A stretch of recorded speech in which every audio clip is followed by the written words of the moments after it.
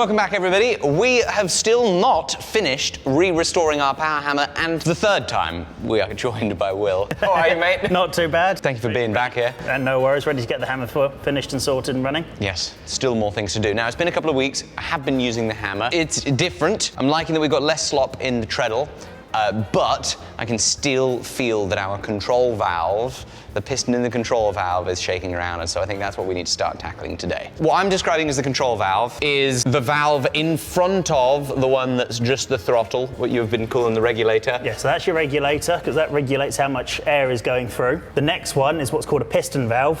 What I've been calling the control valve. Which you've been calling the control valve. So the valve here is directing the air either into the bottom of the cylinder that houses the ram, which lifts it up, sends it up, or into the top, which sends it down. And on this hammer, we get the reciprocating motion thanks to this lever that is contacted by the ram as the ram goes up and down, that then shunts the piston for the control valve up and down. All right, first step, get all of this out of there, and we're gonna have a look at this piston valve. Undo the work that we did last week, basically. Yes.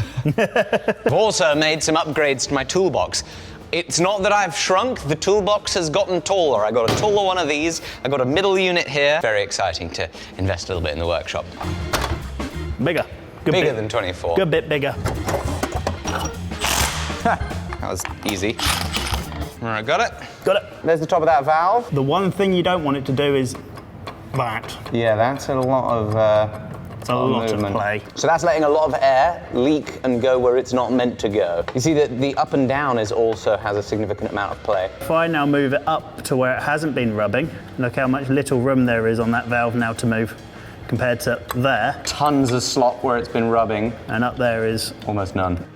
Out she comes. That's what the inside of that valve looks like. Tons of openings to divert the air from the top to the bottom. This is all getting me a little bit scared, Will, because this is starting to look like a massive undertaking. There's nothing to be scared. It's not going to be that bad. It looks worse than it is, I hope. This is also very pitted. I'll wear my packing down. That'll wear your packing down, which will cause that to leak at the bottom. And also there's going to be a lot more friction if that's rubbing in the packing material than a really nice smooth ground rod. Exactly. Yeah, that up and down slop on the shaft is not ideal, because remember, that shaft is exactly how this piston is controlled. So if this shaft has an 1/8 of an inch of slop in it, well, that piston is an 1/8 of an inch less accurate in its position. And that's exactly one of the things that I experience with this hammer, which is I'm trying to push down on the treadle. I'll be pushing down, pushing down, pushing down, pushing down. It lags, and then I just squeeze that ever little bit more, boom! The piston finally gets shoved to the right spot. There's often then a little bit too much force behind that particular blow. So the easiest test is we move those lock nuts to reduce the play, and we see exactly how that one particular change affects performance. But you know something else we've got to do, Alec? Oh yes, the list is not. We need to add that to the board. The board isn't getting crossed off. It's being added to. Let's measure this slop and get an accurate comparison. That's a lot. It's 0.5 millimeter of play straight up and down, but as soon as this twists, which obviously it can't twist that much in the bore, but then it's quite extensive. Oh wow, it's very well locked. Yay! It's so exciting to it's like unwrapping Christmas presents from 100 years ago. You just have no idea what you're gonna get.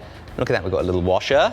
Ooh! The valve itself. See, look, ooh, look at that! The valve came apart. Not what I expected. We reckon that this allows you a certain amount of side-to-side motion so that the shaft that drives this doesn't get bound up as this tries to find its center in the bore of that valve. If it's all dead tight, side to side, it could bind up, but the up and down play is definitely fixable. Side to side play just means you might get a tiny bit more air leakage or not, but up and down play, you're then diverting the air around these channels into the wrong spot. Imagine this is that. The valve piston sits inside there. The air is coming from our rear valve, throttle valve, regulator valve there, headed in this direction, and this little groove here means that the air can move either up when this little piston is in that position. The air throws from the regulator valve to the upwards, or with that in this position here, no air flows to the top, it all flows to the bottom. lifting the ram and back and forth as this thing cycles up and down. Hence why this is so important, because this being half a millimeter in the wrong position could correspond to the ram getting moved a centimeter in the wrong direction or a centimeter too far down. We're gonna make up a slightly thicker washer, then put this back in and test fire it. New washer, piston goes on. Ta-da. 1 nut, 2 nut. Beauty. This can now go back in the machine. Alrighty, let's have a little listen, shall we? So quiet in that configuration. So this is one of the changes with the current configuration of the hammer. It used to be that there was so much air leaking from the rear valve that the ram would immediately start at the top. Well, now you've got to get a little bit of something on the treadle and then it goes up to the top. Come on now. So that's not ideal for it to be reciprocating in its current state. The days are getting warmer and there is nothing, absolutely nothing quite as refreshing as a nice cold Element. So good. Element is an electrolyte drink mix designed to help optimize your hydration. Each serving has 1,000 milligrams of sodium, 200 milligrams of potassium, and 60 milligrams of magnesium, and bags of flavor. This is the best tasting electrolyte drink I've ever had. And when you're working hard in the workshop, putting on a sweat, making sure that you can intake the right electrolytes means that you can stay hydrated and hopefully perform as well as possible. I love it, Jamie loves it, my wife loves it, and we've even got Will hooked on it too. It's not just great for the hard days in the workshop, but the hard days training or up in the mountains for me. Element is always with me, keeping me hydrated to have a great day. They've got a great deal for you guys. If you go to drinklmnt.com/forge and you use code FORGE at checkout with any purchase you make, you're gonna get a free sample pack that includes 8 sticks. So every time you are getting your Element, use code FORGE, they'll know we sent you and you'll get 8 sticks for free. And don't sleep on trying their new sparkling electrolyte drink. They've got even more awesome flavors like this pineapple salt, black cherry. Oh my goodness, it's fabulous. Let's get back to it.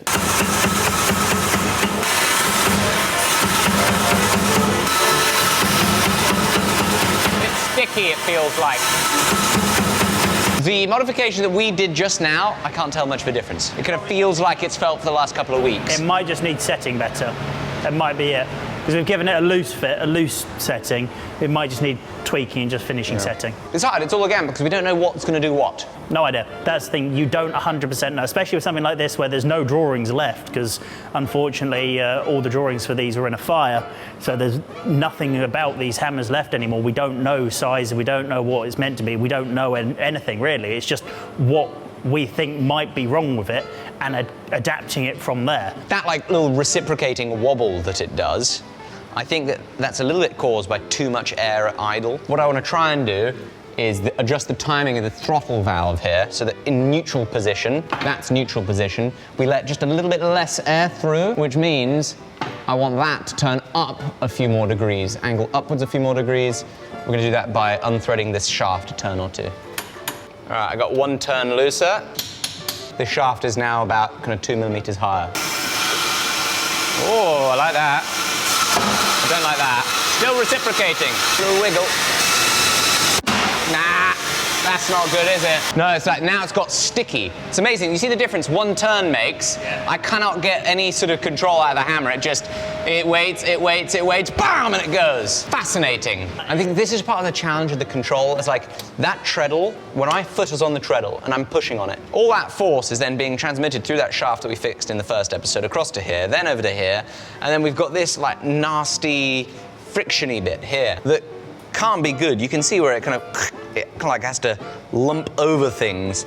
The spring gets all bendy. You know, that could be completely redesigned to be improved. We definitely have to put this back to the setting it was at. And then I'd say what we do is we just twiddle that valve, that piston valve again.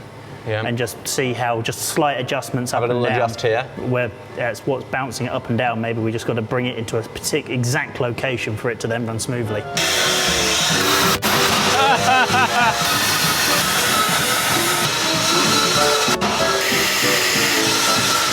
Can't say I understand this thing. Yeah, there is a tight spot there.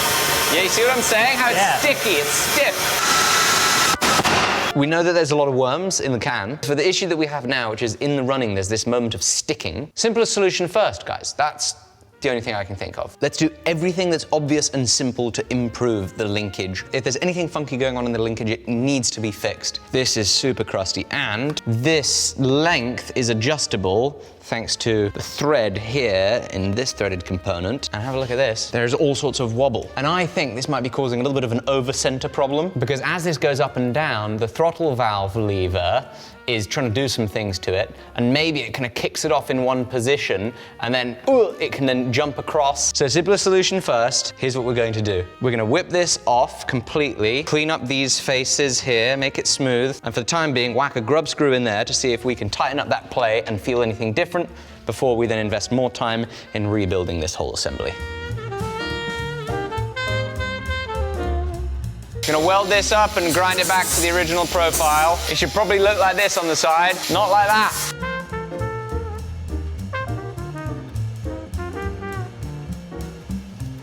Oh, it's definitely smoother. Yeah. Come on, that is absolutely smoother. And how about that wobble? Oh, yeah, that grub screw. That grub screw's done it. That grub screw did a lot of work there. That grub screw has done it. I will give you that, Alec. The simplest option is the best option. Well, we don't know if it's the best option. Now it's time to turn on and open up the valve. Ready? Yeah. Hard to say. I need to forge something. Oh, that's pretty good, actually. I think that's done something good to the control. It's not 100% of the way there, but I think that we're onto something here. See how little contact there is between these lobes and this little bit of round bar? I'm gonna make us up a little bit of a wider washer for it to ride on so that we can get some more contact all the way out here. Save it biting into this. One washer later. That looks a bit smoother. That's smoother. Does it feel smoother to you? I think it does. Oh, mate, that is a significant improvement. It's a big improvement, but there is something there. There is still a little catch there. Yeah, so I think that's the regulator. Easy, easy, easy, catch. Notch. Little notch, and then it goes through. A bit of air. Ah! That whole shaft moved out. You're not getting anywhere near that tight point. Not even anywhere near. Nowhere near that tight spot. This whole regulator assembly here is moving in and out. Oh yeah, that's moved out like 3 millimeters. This shaft is not being properly held all the way forwards, and as we put air on it and cycle the treadle, the shaft is moving outwards. All right, I think we decided we needed a little bit of a break from the really serious stuff. Yes, we have, because that's driving us insane. You found me this on eBay a couple of months ago. Yeah, Show us this. Look how beautiful that is. Lovely big old pressure gauge. Sent that to Alec saying, I've had an idea. What do you think of this? Didn't realise it was that big, did we? I didn't realise it was this big either. It's going to be pretty cool. And it's going to be a really neat visual feature to just see, you know, when we're running the power hammer, like, oh, look, the pressure's dropping because the tank's getting low. Yep. It's going to be awesome. And this is a beautiful bit of history. It's a lovely gauge. Shine that up and we're going to mount her.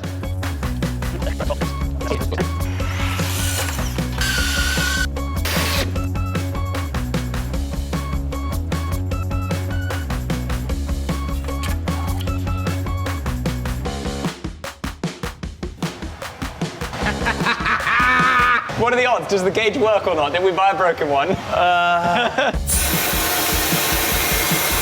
Oh, broken one. Nah, you gotta crack the other valve. There's this one. Yes! Yes! Look at that! Oh, and then open. We got a valve, baby! Got a valve that works. Woo!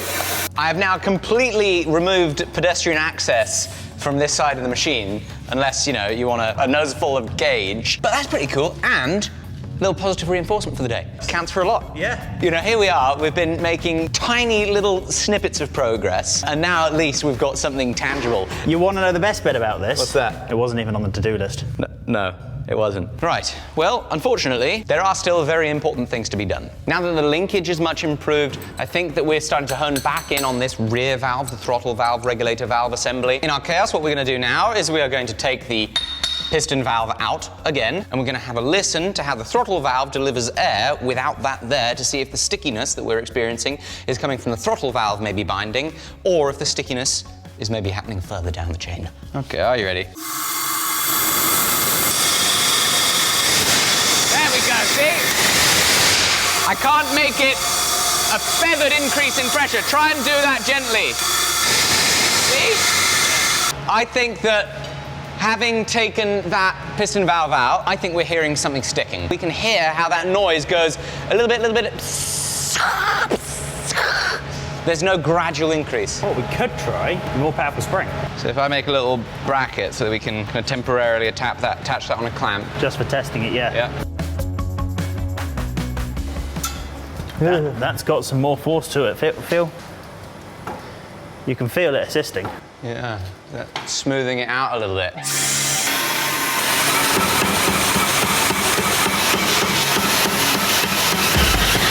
Oh yeah, much better. All right, we've got our power back. We've got a lot more control. Will that spring has done something important? So in summary, what we've done so far is we've cleaned up these surfaces with a little bit of weld. We added on this washer that Will made up, and the key in getting this valve to just overcome some of the stickiness in it was adding another spring that pulls up, pushing the valve up in that direction, countering the forces from the treadle and helping it close smoother. It is still crunchy in here, and so even though we made the treadle a little bit stiffer, having that extra resistance seems to be overcoming some of that crunchiness. And what you've got to realise as well is these springs that are on here, these, as far as we know, they could even be the original springs. They may have been changed, but they're going to be at least 70 years plus old. Over time, springs lose their springiness. And also we can see that they are all sorts of deformed, pitted. This here is obviously a modification that somebody made at some point in time to effectively achieve the same result of getting more pressure pushing the bar upwards. So there's a few options that you've got. You can either make a bracket to fit a spring like that permanently, or you take some measurements of those springs and you buy some new springs to replace this. To replace those ones. I'm going to try and measure how much force this combination of springs is applying to that shaft. Got a little bit of string there, crane scale, and it's obviously stretching because this is super thin. But it maxed out at about 170 newtons. Wonder if we can find a spring like that on the internet. Oh, these springs are a lot shorter than what we need. Oh gosh, we're gonna have to request a quote for a custom spring. Ah. So, I need to try ordering this spring. Get that spring ordered. It runs pretty sweetly, but there is more that could be done. If we want it to be better, then we've just got to do it. We've got to completely disassemble the thing. We need to remachine the inside of that bore of this piston valve, and we need to do some serious machining on these end plates so they locate, and get that throttle valve actually running true in the middle of the bore that it slides around. And if we can make those things perfect, surely it's going to be a better running machine with less air leakage and with more precision. Here's what we're gonna do. We're gonna take all of this off the hammer and drop it on the ground. Step one, we've got to take the bottom die out, we've got to take this pin out, then we've got to take off the ram from the shaft. And if you remember from the first go of restoring this hammer, when I first took it apart, that took me 2 days.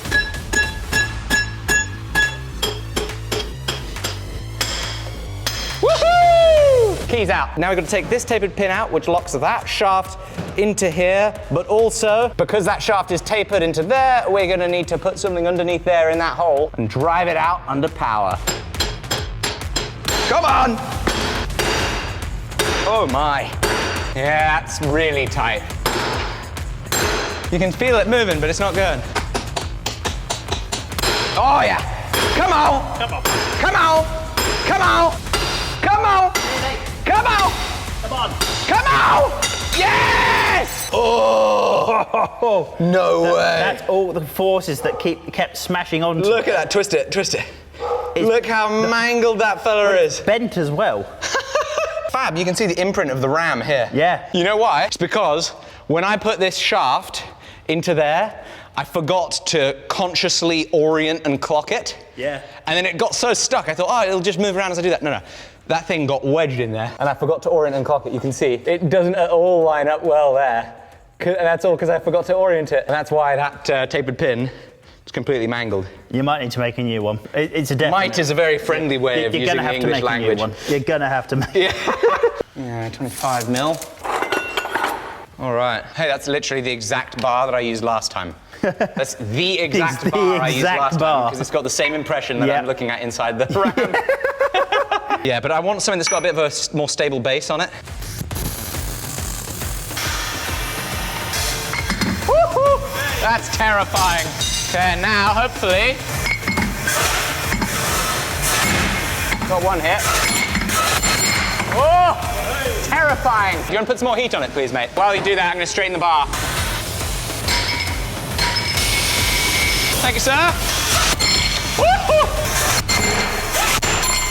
so bent. No. Gotta make another one. Golly. Another bit of bar and a little bit more heat. Yep. Maybe we've moved it a millimeter.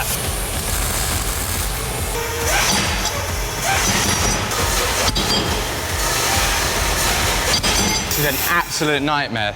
This is really, really infuriating because every time there's a miss, it's causing more machining work on this that we're gonna have to do. Yeah. To fix this. I'm really not having a good time here.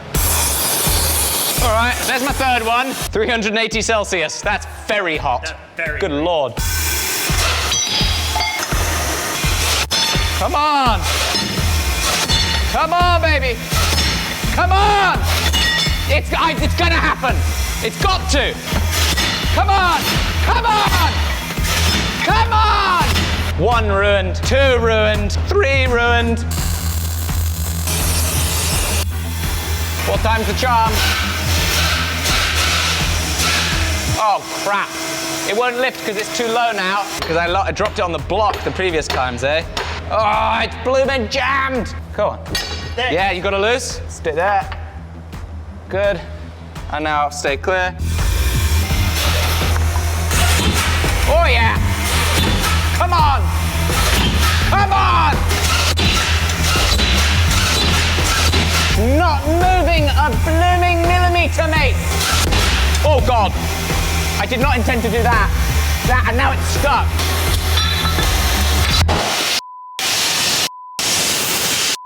I dropped something on the treadle and I just bottomed out the blooming ram. Oh, God, that could have broken it. Well, that could have done some damage in there. We thought we'd get the whole top off in an hour. It's been an hour. We got the dies out.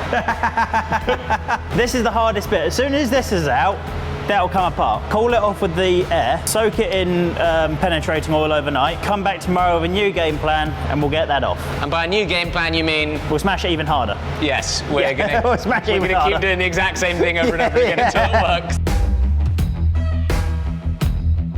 So we ran out of oxygen, so we decided to upgrade. No, we decided to use the oxygen that's in the air. Yeah. Look at this shiny fella I made from 4340. Woo!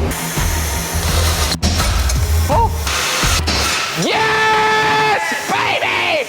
Get in! Yes! That is how you do it, Come Alec. on. There's that pin. There's what it was hitting on. There's the taper that held her in. Ta-da! We're now going to get this gantry crane on top of that hammer. Easier said than done. Yeah, this was easier 2 years ago when I had about half the equipment in here. Now time for a complete disassembly of the upper portion of the hammer. Every nut, bolt, ram, everything, it's all got to come off.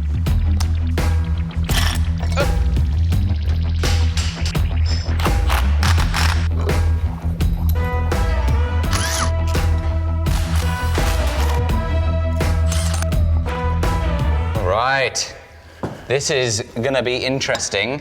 Oh, that bit's loose in there. Yeah, that's meant to be loose, I'm pretty sure. But look, it was like jammed in there, eh? Yeah, it wasn't coming down. No, interesting. So that's the secondary piston that I believe is the air cushion. Yes. Because remember, this head of the cylinder, it's got an air inlet there that is constantly being fed pressure out of this hole in the regulator valve all the way up to the top, providing, I imagine, a cushion of air to the top, and meaning that, hopefully, if the piston that the ram is connected to comes up and strikes this, there's that cushion to absorb it. So we've got to get this out. So, interesting that's jammed up, and probably not good for the machine, but, you know, hey-ho. I don't know. Depends on how far it's meant to go down. There are piston rings in this as well. So this should be sliding smoothly. Well, it did slide quite. You pushed it down by hand, which is quite impressive for a piston ring. We get this top bung out here. Yeah, and then push it. We can then just have a bit of a feel and see if we can push it out. Oh wow, that was very easy. I was not expecting that to come out quite so easily. There we go. Sounded positive. Ta-da! Clump. Interesting. Is that oil or is that water? That's oil. That's oil? That's oil. You licked it? Yeah, that's oil. Surely that's not what steam people do. Yeah. You'd unironically tasted it to see if it's oil. Yeah. What do you use in a frying pan? Use oil. Yeah, not steam oil. Basically the same. I've used steam oil for cooking on the shovel before. You haven't? Yeah. Cooking bacon on the shovel on the engine. No. You put a bit, if you don't have any vegetable oil, a little bit of motion oil on it. Yes. But you're a lovely chap. It'd be really unfortunate for you to blooming die. That'd be fine. Oh, mate, look how much crud there is in here. I think a lot of the rusted debris from inside here fell off over the last couple of years, and then, yeah, it's been jamming up the bore of this. Oh, no! The bore of the head is now completely crusty, mate. It's only on the surface, though, I think. Yeah, we'll be able to hopefully Scotch-Brite it back out, but I'm just thinking, how wide does that Honer go? Oh, the Honer doesn't go that wide. That crunchiness has stopped this component, with its now probably not so lovely piston rings, from floating up and down properly, which is a delightful thing to imagine because we just tuned the hammer to run fabulously while there was potentially a critical component doing who knows what. Well, that just shows how good we are at tuning the hammer now. Yeah, perfect. Nah, but that'll make a taper on it. No, it won't. Yeah, it will. No, it won't. Yes, we'll make a taper on it. Firstly, it doesn't go wider. Look at it. Yeah, it's on its max. It's fine. Look, it's not going to work. Look at it. There's no more spring tension. It's not working. Okay, maybe not. I'm going to dissolve all this stuff up with evaporust.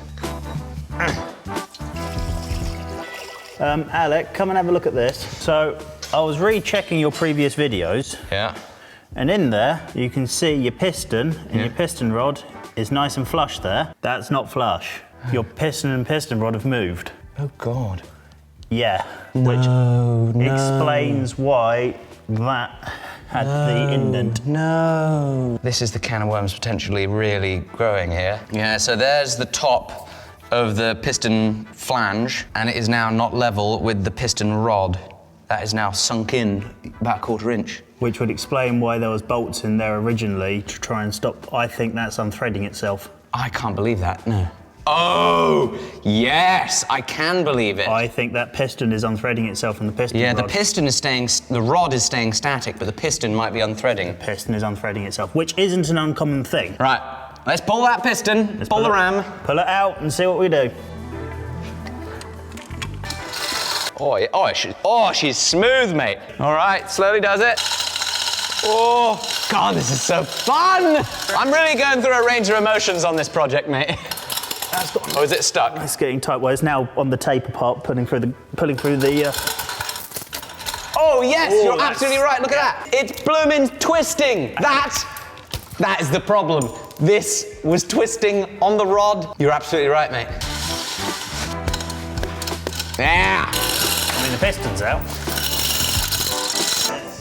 That looks in good nick still. Oh, Oh, no.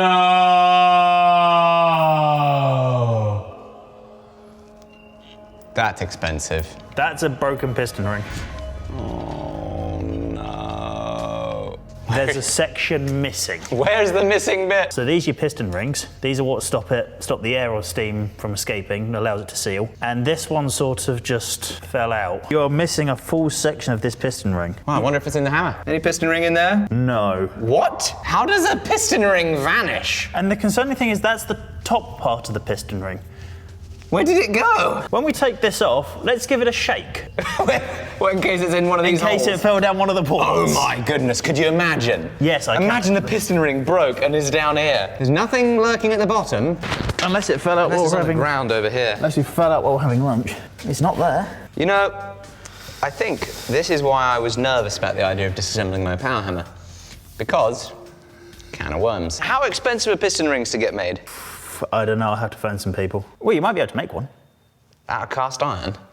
Those cast iron rings aren't. I mean, I know people who have machined them before. Folks, there's going to be lots more to come on this particular situation. For now, though, I guess we crack on disassembling more. Get the top of the cylinder off and Find even more problems.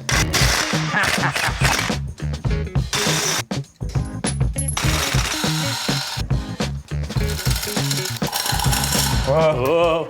We have liftoff. Oh my goodness, look at the balance. Look at the rigging job I did.